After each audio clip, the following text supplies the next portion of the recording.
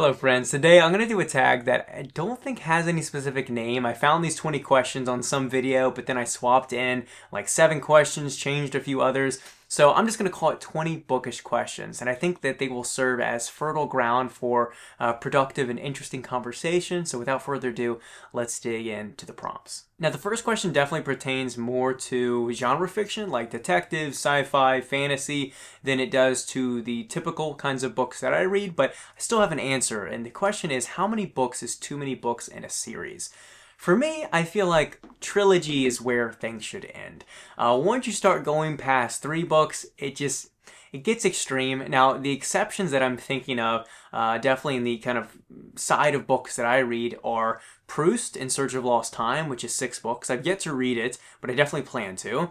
Then there's My Struggle by Karl Ove Knausgaard. That's also 6 books. And again, I think most people start to get fatigued after the 3rd book. And then I also thought of Elena Ferrante's My Brilliant Friends, or I think that's just the name of the first book, maybe whatever the title is of her quartet or tetralogy. Maybe you can push to a 4th, but I think even those that love that series, I think it's the 3rd book, is a little tedious, or at least not as great as the others. So I don't know. In my opinion, I feel like 3 books, at that point you need to wrap it up. Especially when I see these fantasy series that are like 10, 12, 14 books long, I don't know what they're thinking. The next question is, how do you feel about cliffhangers? I think personally I don't really mind them, and I actually prefer it when a book is open-ended and open to all sorts of interpretations, because in some ways that allows the book to continue to live on. It kind of still gives it breath and room to take root in all sorts of ways, versus if you really give hard and fast conclusions for characters, or have main characters or some kind of, I don't know, credits, right, that roll at the end of the screen that wrap things up. I don't know, I just feel like sometimes endings just become rushed, or they kind of kill the components that make a book transcendent, at least ideologically. For me personally, it's books that offer more of a range for interpretation, that give readers that latitude. Those seem to be the books that offer the most fruitful conversations, the most kind of fruitful analysis, and they also tend to be books that leave more lasting impressions, because they're books that can kind of adapt themselves to all sorts of people, eras, historical periods. Like they have that permanence to them. The next question is hardcover or paperback? And I'm definitely more of a paperback guy 9 times out of 10. Primarily for the reading experience itself, especially when it has a nice kind of flop to it. But also just the portability of it. It's just super convenient. You can take it, throw it around. Like, it's just, some are more or less durable, but generally I think it's a more preferable experience. However, with big books, the more pages a book has, the more I do lean towards hardcover, especially if you want it to hold up over time, especially if you are concerned about a spine cracking. So anything definitely 700 pages up, I want a hardcover, which is why I actually want to find a hardcover of The Recognitions, of Life and Fate, and a few other books. I'd like to slowly get some more hardcovers of those larger novels that I plan to reread time and time again. But generally, paperback, I think, is the way to go. The next 2 questions are just impossible to give one answer, so I'm going to give a few answers for both of them. First one is favorite book. I'm just going to give a few that come to mind, no particular order.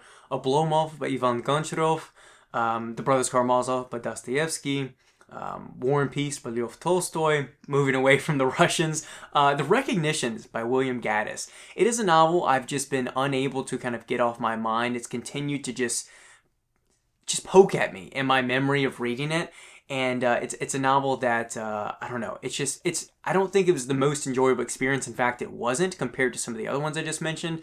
But it does just seem like an absolutely brilliant novel. Other ones that come to mind: In Quiet Flows the Dawn by Mikhail Sholokhov, Solenoid by Mircea Cartarescu. That's a novel I've, for a long time, said that it's the best novel I've ever read. I think over time, my feelings have like slightly cooled, but I still have, such a strong feeling towards that novel. It left such a lasting impression. I think those will do for now. And then the next question is favorite author, which is just another question that I refuse to give one answer for, so I'll just rattle off another few authors. Again, no particular order. Fyodor Dostoevsky, David Foster Wallace is a big one for me. Laszlo Krasznahorkai left a big impression on me when I read his Apocalypse Quartet last year. And then there's a few authors that I've only read, I think, one of their books, but that book left such an impression upon me that I've been desperately looking for more of their works and just, I don't know, haven't gotten to them yet, or they're out of print. For example, one is William H. Gass. I did buy some of his essay collections recently. I bought 2 collections, but I've been waiting for Dalkey Archive to reprint The Tunnel because it's quite impossible or extremely expensive to find a copy right now online. So Gass is one. Clarice Lispector is another one that I read The Hour of the Star, and immediately I was like, I need more Lispector in my life. Her writing is just, it's brilliant. And then the last one I'll say is Maxim Gorky. I read a collection of some of his letters, as well as Dietva, which is the first part of an autobiographical trilogy he wrote. Both of those just captivated me, like beyond the book in its entirety, just on a sentence-to-sentence basis. I just connect with it. I feel like everything flows. I'm deeply invested and interested generally in everything he writes, for whatever reason. So I have a few of his books and plan to buy some more of his fictional works. So, you know, the jury is still out, I guess, on if he's a favorite of mine. But I have at least inklings that he might become. The next question is one I added myself, and that is ideal book length. Now, I added that because I do think it's quite interesting, because sometimes with the right author, 300 pages delivers more than another author does in 700. So it's not like you can give this universal answer here. It's difficult. Generally, though, I think my favorite books, the ones that leave the strongest impression on me, that do the most rearranging to my consciousness, are between 500 to 800 pages. Because I think with that much time, you have a lot of duration with these characters. You've devoted enough, or the author has enough room and time with you to really work on these ideas and knead the dough, so to speak, and produce something of substance, produce something substantial. Versus 200 to 300 pages, you do have authors that can deliver a punch very economically, like a Faulkner, like a Morrison, like a Clarice Lispector, right? But personally, I feel like it's those books between 500 and 700 pages, maybe even surpassing that, touching 1,000 pages, that are the most excellent examples of what literature is capable of. The next question is, what is the most recent book you just couldn't finish?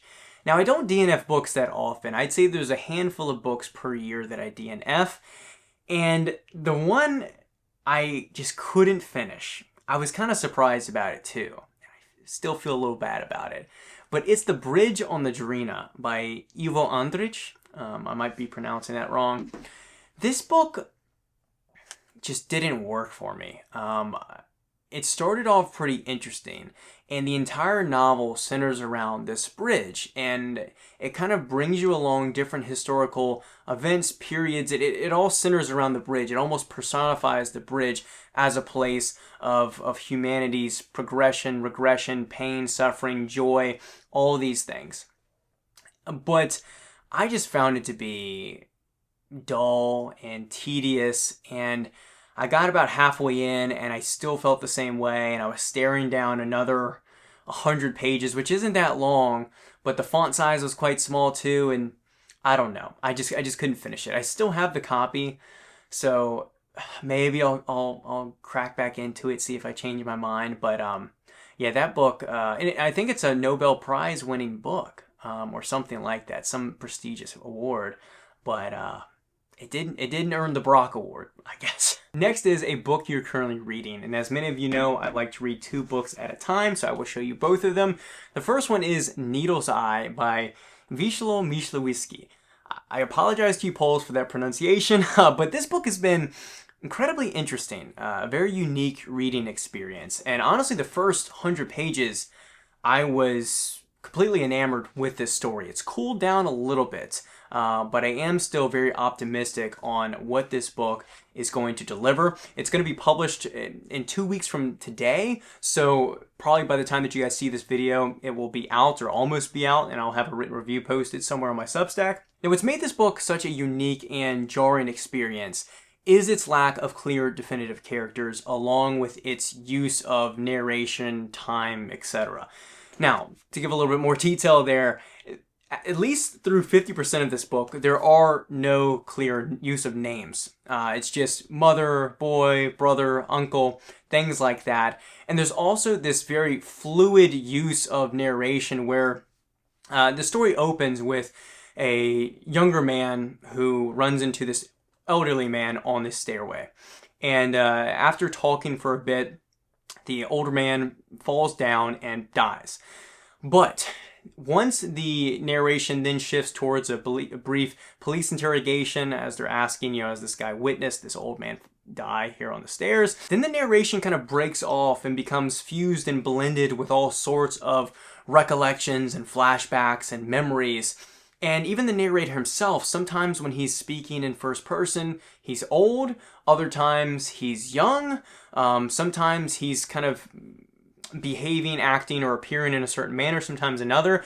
And what's kind of hinted at on the blurb on the back is, yet are we certain the two men actually met? Could they in fact be the same person?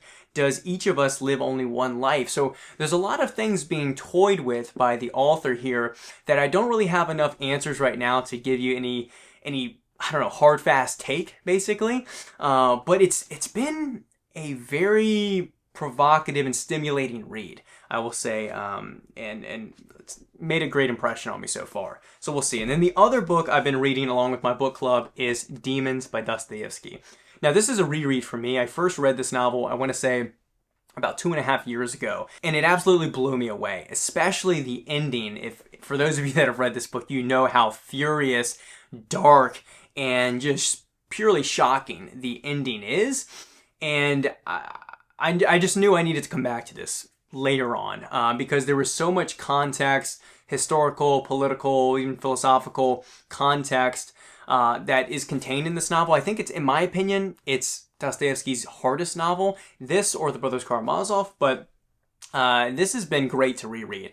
Diving back into this years later, after not only having more knowledge and reading of Dostoevsky's works, but also being a student of the Russian language, culture, history myself, I've come to this novel with completely different eyes. And then on top of that, sharing the experience with the book club, writing these weekly discussions, analysis, and having this kind of open discussion with you all has also offered all sorts of fruits to the experience. So if you guys are interested in joining this book club, have no shame in jumping in late. I would love to have you there. But all in all, this novel absolutely rules. And then the other thing that I've been doing that has enhanced my experience of reading this book is actually comparing the translation to the original. Now, I don't want to overstate it. I can't read the original in its entirety or even, multiple chapters, anything like that. However, even with my current level of Russian, I am able to read large excerpts, dialogue, all sorts of things like that, even though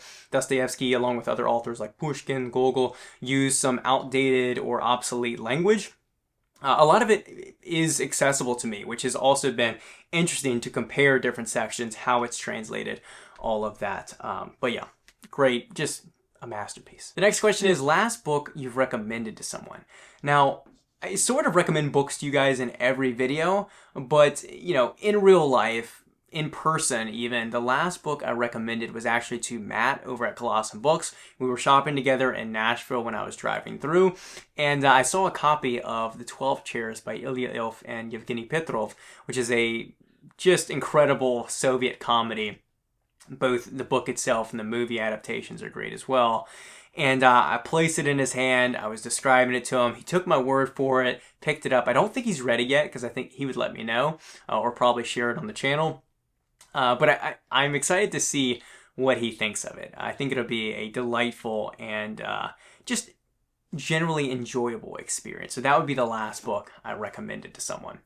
Next up is oldest book you've read, and then the other question is newest book you've read. Newest book, I'll say, probably is Needle's Eye, of course, because it isn't published yet. Oldest book, let me check Goodreads. Actually, I don't even need to check Goodreads. It's gotta be Plato's Symposium. Or actually, you know what? Fragments, Heraclitus to Fragments, because that would be pre-Socratic. That would probably be the oldest book off publication date. Or I guess they weren't published, of course, back then, but they were written. Maybe it's the oldest writings I've read. Next question is plays or short stories.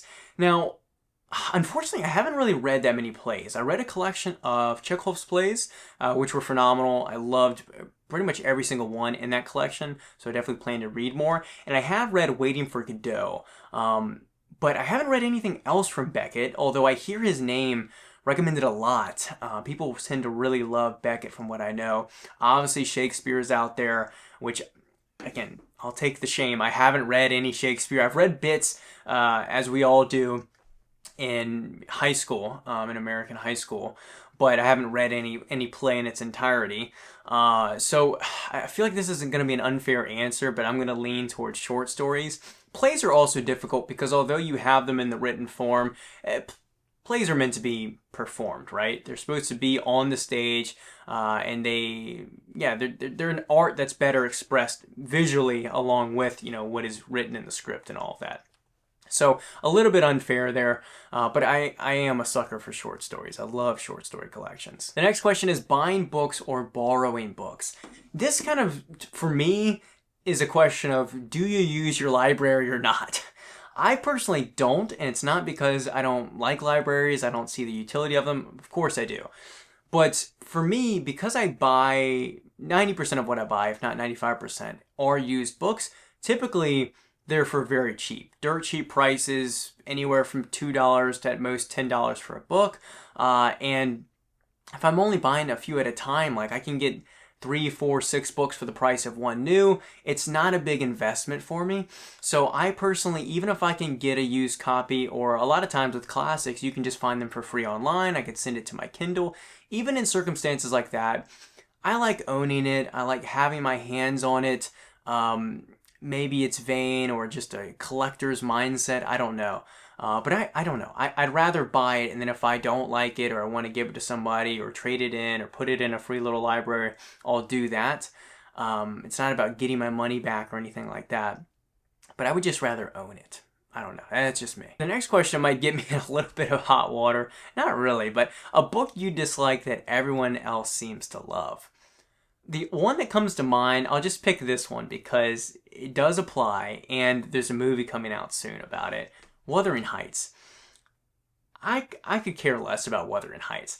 I found the narrative style or the narrative perspective to be quite strange and just unnecessary. I found this story, well, it does achieve its goal of being quite claustrophobic, of being, to use a very Gen Z term, toxic, right? And I understand that the characters are unlikable. I understand, it's a very stormy mood set, right? And so Bronte achieves generally most of her aims in the novel, but that doesn't mean that I have to like what her aims and her intentions and her messaging are. For me, it was a chore to read. The dialect that I believe it's like an Irish dialect, whenever that character was talking, it was just so incoherent to me. I like dialect sometimes when it's expressed, even if it's a little bit difficult to read, but that was gave me an aneurysm trying to read. I don't know. Again, I'll take the hate for it, but Wuthering Heights was not for me. The next question is bookmarks or dog ears. If you do dog ears, you should immediately be sentenced, sent to a labor camp, banned from bookstores, mentally evaluated, something like that. Only bookmarks. Be kind to your books, please. The next question is a book you can always reread. I'd have to think about that, because I can't pick a long novel, can I? I guess I could. This will piss some of you off, but I'm going to say Infinite Jest. And I'm going to say Infinite Jest not because it's like a book I want to reread a lot of times, but I feel like it has a wide range of things in it, to put it most vaguely. Like, there's humor in it.